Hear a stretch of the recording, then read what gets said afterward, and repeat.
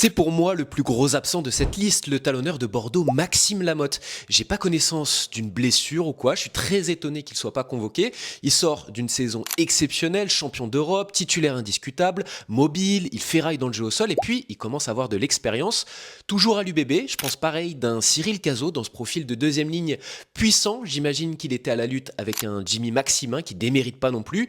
Et puis l'expérience d'un Romain Taofifénois a dû jouer en sa faveur. C'est un joueur que le staff considère énormément. William Servat a déjà pu dire que c'est le meilleur impact player du monde. En première ligne, il doit y avoir de la frustration pour Reda Wardi qui a été pas mal freiné par les blessures et Demba Bamba, habitué du groupe France. J'aurais personnellement aimé voir un Thomas Moukoro que je trouve en grande forme. On aurait pu imaginer un retour de Baptiste Serin, mais il a été touché aux côtes dimanche, alors peut-être que ça a pu jouer. Toujours à la mêlée, j'ai l'impression que Baptiste Jonot est repassé devant Thibaut Daubagna dans la hiérarchie.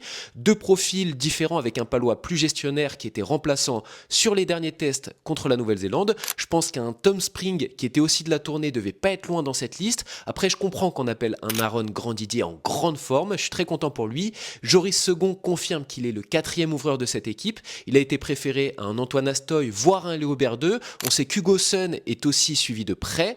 Pour l'absence de Thomas Ramos, pas de panique. C'est juste qu'il va être papa. Il fera son retour très prochainement. Pour vous, quel est le plus gros absent de cette liste? Dites-moi. Volontairement, j'ai pas parlé des joueurs blessés comme Kroos, Atisogbe ou Dupont par exemple.